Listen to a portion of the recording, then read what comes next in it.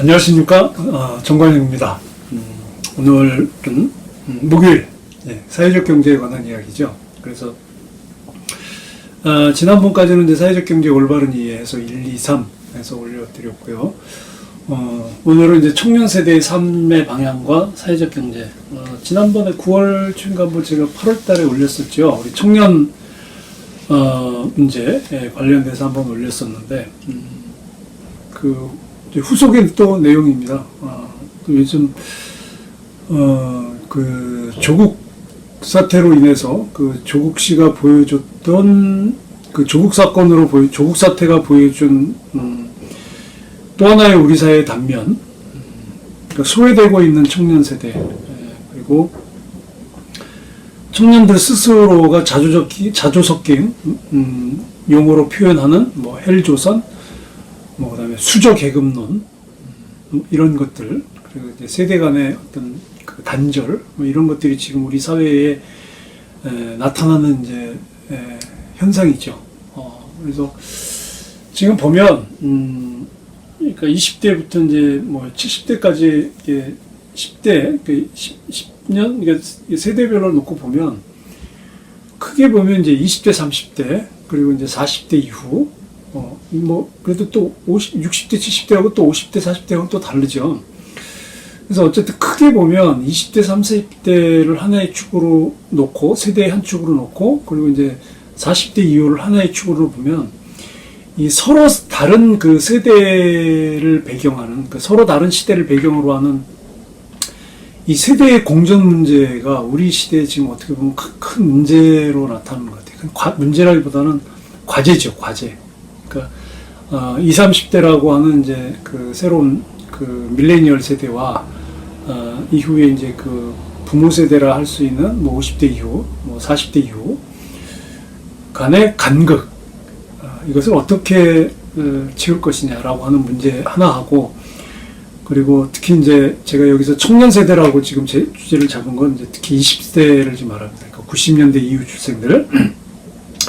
90년대 이후 출생들 같은 경우, 이후 세대, 이전의 세대들, 선배 세대들, 부모 세대들보다 이제 사회를 나와야 되는 지금 90년대생들, 90년대 이후 출생자들은 기회를 확보하는 부분에 있어서 굉장히 지금 좁아져 있어요. 그래서 이런 것들이 굉장히 또 하나의 사회적인 불평등이 될 수 있거든요. 그래서 이제 기성세대로 놓고 본다면, 그러니까 40대, 50대 이후로 이제 기성세대로 놓고, 20, 30대를 놓고 본다면, 이제 20대를 놓고 본다면, 부모 세대인 베이비 부모 세대였던 이제 50대를 놓고 보면, 50대까지만 해도, 그러니까 60대, 70대도 마찬가지지만, 이 어떤 체제, 이 국가, 라고 하는 어떤 권위나 어떤 이 질서에 의한 명령, 이런 것들에 대해서, 명령이나 복종에 대해서 아주 체화된 세대들이잖아요. 국민교육 헌장을 배우고, 저도 그랬습니다만은, 저도 기억이 이제 국민학교, 그 당시에 국민학교, 지금 초등학교인데, 초등학교 다닐 때만 해도, 오후 5시가 되면, 국기개양식이 이루어져서 애국가가 나오면 가던 길을 멈추고 길을 섰잖아요. 그러니까 그런 경험을, 그러니까 어떻게 보면 그런, 전체주의에 의해서 국가가 하는 일은 무조건 따라야 된다라고 하는 이런 명령, 복종, 이 권위에 대한 것들이 체화된 세대들이 기성세대들인데, 반면에, 밀레니얼 세대들, 특히 지금 20대들은 굉장히 자유로운 의사소통에 익숙해 있거든요. 특히 이제 컴퓨터라든지 사이버 문화에 굉장히 익숙해 있기 때문에 이런 위계 질서 속에서의 딱딱한 권위 체제에 물들어 있지 않거든요. 거기에 굳어 있지 않기 때문에 이렇게 명령과 복종에 익숙한 체화된 세대와 자유로운 의사소통을 선호하는 지금의 밀레니얼 20대 세대와 어떻게 이해가고 서로를 배려할 수 있을 것인지가 굉장히 중요한 과제가 아닌가 싶어요. 밀레니얼 세대 같은 경우는 이제 80년대 초반에서 이제 2000년대 초반까지 태어난 1차 베이비 부모 세대의 자녀들인데, 이들의 교육 수준이라든지 학습 능력을 보면 물론 이제 뭐 수능 세대이기 때문에 뭐 주입식 교육을 받아온 거는 똑같긴 하지만 그래도 그 이전의 세대들보다는 훨씬 그 디지털 기술이라든지 이 디지털 환경에 익숙하고 그리고 이 네트워크 문화에 굉장히 적응이 돼 있어요. 크게 의존돼 있어요. 특히 사이버 네트워크에 굉장히 의존을 해서 뭐 오프라인도 있겠지만 이 온라인 네트워크에서의 자신들의 의사소통에 굉장히 의존을 많이 하는 거거든요. 많이 하고 있거든요. 그래서 이런 문화에 익숙한 지금의 청년 세대들은 제가 보니까 또 그래요. 저도 이제 학교에서 이렇게 보면 이제 느껴지는 게 이게 단순 반복하는 기계적인 역할보다는 좀 새롭고 변화적이고 이런 혁신적인 것들을 좋아하는 게 또 하나의 축이 있고 또 이 문화라든지 여가 이제 이런 것들을 또 선호하는 또 하나의 그 라이프 스타일이 또 한 축으로 있어요. 그래서 굉장히 균형 잡힌 삶을 추구하려고 하는 세대가 20대들인 것 같아요. 제가 이렇게 쭉 보면. 그래서 스스로 결정하는 힘이 굉장히 강하고요. 물론 이제 우리나라 교육제도가 가지고 있는 문제 때문에 많이 왜곡된 부분도 있지만 그래도 그런 디지털 환경에서 성장을 했기 때문에 그래도 그나마 스스로 결정하고 어떤 그 자기 만족이라든지 그리고 이 삶의 다양성을 추구하는 데 있어서 그런 것들을 좀 인정하는 사회 분위기를 굉장히 선호해요. 그러다 보니까 이념보다는 굉장히 실용적인 것들을 좋아하고 그래서 지금 20대 청년들에게는 워낙 디지털 문화에 익숙해 있기 때문에 정보를 찾고 뭐 자기가 필요한 것들을 찾는 건 너무 잘해요. 사실 그런 건 안 가르쳐 줘도 돼. 너무 그런 거에 익숙해 있기 때문에. 그러니까 지식이나 정보보다는 그들이 경험하지 못한 것들 그리고 그런 것들을 경험할 수 있는 과정들 이런 것들을 기성세대들이 넘겨주거나 전달해줘야 되지 않나 저는 이제 그렇게 생각을 해요. 그래서 무조건 청년들한테 뭐 어떤 교수가 그랬죠. 뭐 아프니까 청춘이다? 그런 얘기 안 통하거든요. 지금 20대, 30대도 마찬가지겠지만 20대들이 뭐 아프니까 청춘이다? 힘드니까 견뎌라? 이거는 50대 기성세대에서나 나오는 얘기예요. 그러니까 50대를 자꾸 꼰대라고 하는 얘기가 아프니까 청춘이다라는 말 자체가 꼰대라는 용어야. 그게 꼰대의 용어예요. 지금 20대들은 그렇게 생각하지 않아요. 그리고 이념은 없지만 그러니까 이념이 없다기보다는 이념을 지향하지는 않지만 지금 20대들이 그 문재인 대통령이 그 취임식 때 기회는 기회는 평등하고 과정은 공정하고 결과는 정의로운 사회가 될 것이다라고 하는 것에 굉장히 많은 기대를 했던 친구들이고 지금 20대들이 2016년, 2017년 박근혜 탄핵 정국 그리고 2017년 박근혜 탄핵되는 데 있어서 그 촛불 시민혁명 그 촛불 광장에 모였던 친구들이에요. 이들이 어떻게 보면은 박근혜 탄핵을 주도했던 우리나라의 광장민주주의, 참여민주주의 그리고 새로운 민주주의를 경험하고 만든 세대들이 지금 20대들입니다. 그래서 문재인 대통령이 얘기했던 평등과 공정과 정의에 대해서 굉장히 기대를 한 거죠. 그러니까 이건 이념적인 부분이 아니에요. 실용적인 부분에서 오히려 해석을 해야 되는데 이 50대 특히 이제 정치인들은 이걸 이념적으로 해석을 해버리는 거야. 그러니까 여기서 큰 차이가 나는 거야. 그러니까 20대 청춘들이 생각하는 정의롭고 공정하고 가치 있는 사회는 이 물질적인 충족만으로만 이게 이루어진다고 생각하지 않아요. 근데 50대들은 이 물질적인 부분, 경제적인 부분에서만 그렇게 자라와서 그런지 거기에 굉장히 1차적으로 함몰돼 있어. 그거는 그 정치 세력으로 보면은 자유한국당도 마찬가지고 거기는 뭐 산업화 세력이니까 더 강하죠. 오히려 지금 20대들은 정의롭고 공정하고 평등한 것은 자율적으로 개인의 어떤 영역들이 보장되어야 되고 그리고 정말 그것들이 어떻게 제도적으로 이루어져야 되느냐라고 하는 것에 대한 이 사회 안에서의 약속들이에요. 이 사회적인 어떤 계약과 약속들이 정확하게 이루어지는 사회를 원한다. 근데 지금 조국 사태를 거치면서 우리 사회가 보여준 건 전혀 아니잖아요. 소위 이제 그 보수 세력도 마찬가지고, 보수라고 하는, 자칭 보수라고 하는 진영도 마찬가지고, 그리고 진보라고 하는 진영도 마찬가지고, 보여준 것들이 하나의 기득권 세력으로 묶이면서 지금 그 기득권 내에 있는 그 스펙을 쌓을 수 있는 금수저 청년들이 아니라면, 20대 청년들이 아니라면, 그 외에 소외되어 있는, 그 밖에서 살아가야 되는 20대 청년들에게는 이게 엄청난 그 허탈감이 오는 거거든요.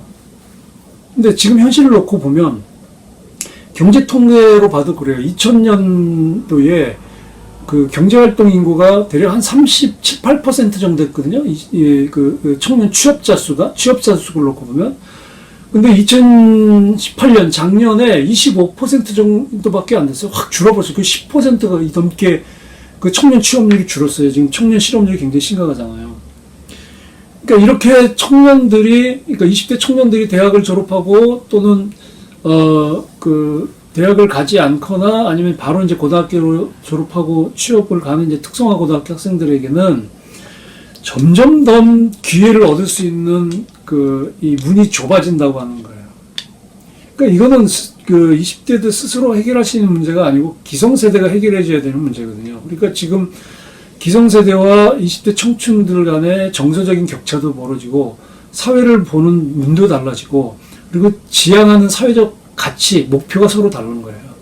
그러니까 이걸 어떻게 해결을 하느냐에 따라서 세대 공존의 문제가 해결되는 거거든요. 앞으로 지금 우리나라가 지금 그 경제 상황이 굉장히 힘들어지고 또 지금 이 물가 하락이 계속되는 디플레 현상이 심해지잖아요. 얼마 전에 며칠 전에 한은에서 또 기준금리를 1.5%에서 1.25%로 또 지금 낮췄는데 앞으로 점점 어려워질 겁니다. 이건 이제 특히 이제 그 일자리를 많이 만들 수 있는 제조업이 이제 하락하고 있다는 거거든요. 그러니까 제조업에서 일자리가 계속 사라지는 추세에 있다 보니까 뭐 청년들이 다 제조업을 가는 건 아니지만 어쨌든 전반적으로 일자리를 얻을 수 있는 기회들이 줄어들고 그러다 보니까 청년들의 사회 진입도 그리고 어떤 얻을 수 있는 기회들이 더 줄어들고 또 이런 상황은 더 악화될 겁니다. 근데 지금 보면요, 20대 청년들의 어떤 사회적인 어떤 노동의 흐름이나 노동의 어떤 본인들이 생각하는 일의 스타일을 보면 뭐 일의 내용이나 일의 방식이라든지 아니면 또 고용 형태라든지 또 그리고 자신이 가지고 있는 역량을 개발하는 방식들에 기존의 그 기성세대들하고 너무 달라요. 그러니까 기존의 기성세대들은 산업화 세대에서 2차 제조업이 굉장히 발달했던 그 시기에 경제 활동을 하고 거기서 소득 활동을 했고 거기서 자산을 축적했던 세대인데 지금 20대들은 이제 이미 그 고도 성장이 끝나던 시기고 그리고 이미 산업화도 이제 멈춰지고 오히려 이제 경기가 하강하는 시대에 자기들이 일할 수 있는 일자리는 더 없어지는 기회가 더 줄어드는 시대에 있는 거예요. 거기다가 또 뭐 AI니 뭐 기계 로봇이니 뭐 이제 이렇게 새로운 어떤 산업 변화가 나면서 이들의 필요한 어떤 그런 이 새로운 이 고용 구조에 맞는 그 산업 구조 전반의 변화가 필요하다고 저는 봐요. 기성세대들은 그러니까 50대 이후의 기성세대들은 그 당시 청년 시절일 때 국가의 발전이 자신의 발전이라고 생각하면서 성장했던 세대죠. 뭐 저도 마찬가지니까. 그래서 국가가 잘 돼야 된다고 생각을 했고 또 일부 이제 그 학생 운동에 참여했던 그런 사람들은 또 국가가 더 발전해야 된다, 더 민주주의가 발전해야 된다라고 하는 이제 그런 어떤 이념적 가치 속에서 또 학생 운동과 사회 운동을 해온 거거든요. 그래서 이 어떤 이 국가의 발전과 개인의 발전을 일치화했던 지금의 기성세대와는 다르게 청년세대는 개인의 발전과 국가의 발전이 일치한다고 절대 생각하지 않습니다. 그건 제가 개인적으로 제가 수업 시간에도 물어보면 절대 그렇게 생각하지 않아요. 그래서 제가 지금 국가론, 사회적 경제에서 이제 국가론, 복지국가론, 제가 이제 전공이 복지국가론인데, 사회보장 복지국가인데, 국가에 대한 개념을 이해하는데 굉장히 어려워해요. 실제로. 수업을 하면서. 그러니까 국가라는 실체는 없잖아요? 근데 국가라는 건 만져지지 않는 실체는 아닌데, 분명히 국가는 있어. 왜? 국가가 있으니까 내가 대한민국 사람이잖아. 그러니까 이것을 이해하는 것이 쉽지 않아요. 그 지금 청년 세대들에게는. 그러니까 그만큼 국가라고 하는 큰 범주를 놓고 고민하고 살아오고 그걸 자신의 가치와 일치화시켰던 기성세대들하고는 너무나 많은 다른 가치 속에서 살아가고 있어요.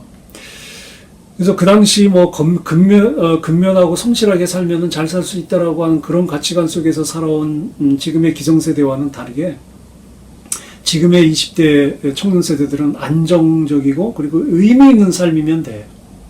돈을 많이 번다거든 그게 의미 있고 그리고 그것이 새로운 경험이라고 생각되는 것은 적극적으로 참여하는 이제 그런 경향들이 있어요. 그러다 보니까 이제 20대 청년들 같은 경우는 이제 개인의 발전과 국가의 발전을 일치화하지 않기 때문에 이게 뭐 운명 공동체라고 하는 뭐 이런 것들은 이런 의식들은 좀 약해요. 그리고 전반적으로 어쨌든 이제 우리나라가 이제 그 굉장히 높은 산업 수준은 이제 달성은 했잖아요.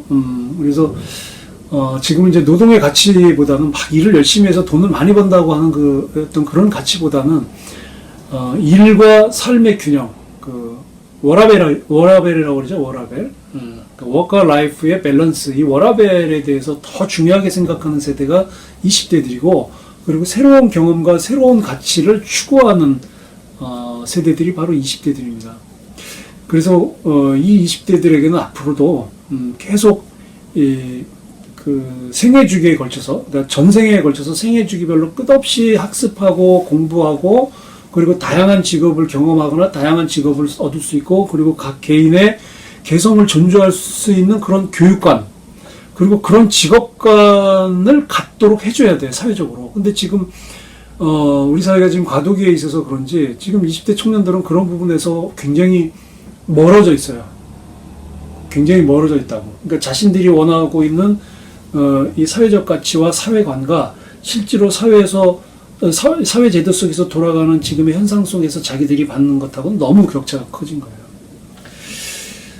그래서 이 후세대들이 정말 잘 되기 위해서는 기성세대들이 지금까지 쌓아온 이제 부와 자산을 축적해서 물려주는 것도 좋지만 이들에게 그 축적된 자본도 물려주는 것도 좋지만 더 중요한 건 지금의 20대 세대들, 그 20대 청춘 세대들이 가지고 있는 실용적인 어떤 가치 그리고 어떤 합리적이고 공정하고 정말 그리고 평등한 그런 사회가 얼마든지 운영될 수 있다라고 하는 어떤 제도적인 보장 그리고 합리적인 어떤 그 사회적 제도 그리고 그것을 통해서 개인의 삶의 가치를 이룰 수 있는 어떤 거기에 필요한 어떤 기술 뭐 이런 것들을 얻을 수 있도록 바뀌어줘야 된다는 거예요, 우리 사회가.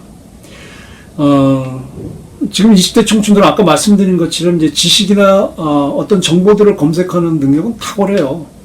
그래서 뭐 굳이 뭐 학교나 이런 데 아니더라도 자신들이 혼자 독자적인 학습을 통해서 얼마든지 그렇게 얻을 수 있는 지식이나 정보는 많습니다. 그러나 경험을 한다는 것, 어떤 새로운 경험이라든지 어떤 새로운 뭐 사례라고 할 거야 이런 것들은 사실 어렵잖아요. 그러니까 일자리 자체도 없는데 그런 새로운 경험을 할 기회가 지금 20대들은 더 없거든요. 그러니까 20대 청춘들에게 기성세대들은 그런 새로운 경험들을 할 수 있는 기회들을 많이 만들어주는 노력들이 필요해요. 이 지점에서 저는 사회적 경제가 할 역할이 굉장히 크다라는 거예요. 그러니까 20대 세대들이 이런 어떤 새로운 변화들을 놓고 새로운 가치관과 새로운 사회제도를 원하고 있는데 여전히 사회는 소위 꼰대라 불리는 20대, 50대 기성세대들이 권력을 잡고 그 안에서 자신들의 기득권을 누리고 그리고 자신들의 그 기득권을 가진 세대들의 자녀들에게만 부와 권력과 명예를 세습해주는 이런 구조 속에서 거기에 들어가 있지 못한 비기득권 세대의 비기득권 그 계층의 자녀 세대, 20대 자녀 세대들에게는 희망이 없어질 수밖에 없잖아요. 그러니까 이들에게 새로운 어떤 경험을 주고 그리고 합리적인 제도가 가능하다. 그리고 그것을 통해서 삶의 가치를 실현할 수 있다라고 하는 어떤 새로운 비전을 줄 수 있는 것이 이 사회적 경제예요. 근데 지금처럼 정부가 주도하는 이렇게 일방적인 어떤 일자리 정책 위주의 그 지원 방식, 그 돈 이 현금 지원 방식,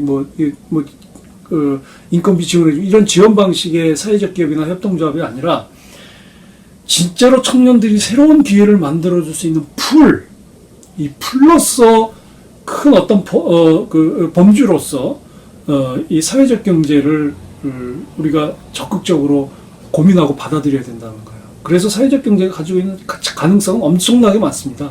그래서 정리를 해본다면 이런 어떤 새로운 합리적인 제도, 그리고 그 합리적인 제도 속에서 20대 청춘들이 가지고 있는 자신들의 새로운 실용적인 가치와 또 자신들이 꿈꾸고자 하는 어떤 새로운 경험, 또 그런 것들의 실현들을 위해서 해줄 수 있는 새로운 어떤 경제제도로서 이 사회적 경제를 충분히 활용하고 정책적으로 넓힐 수 있어요. 그리고 그 속에서 새로운 경험을 할 수 있도록 만들 수도 있고, 새로운 도전을 할 수 있도록 해주는 것이 저는 이 사회적 경제라고 봅니다. 그래서 사회적 경제가 좀 더 관주도로 가지 말고 민주도로, 그리고 시민사회 영역에서 더 사회적 경제가 확대된다면 지금 청년 세대, 특히 20대 청년 세대들에게 새로운 삶의 방향을 찾는 데 있어서 굉장히 중요한 이정표 역할을 할 거라고 생각이 듭니다. 나름 이런 기대를 가지면서 열심히 저는 사회적 경제에 대해서 공부하고 또 현장에서 일하면서 더 열심히 저 나름대로 노력을 하겠습니다. 오늘 여기까지 말씀드리겠습니다. 감사합니다.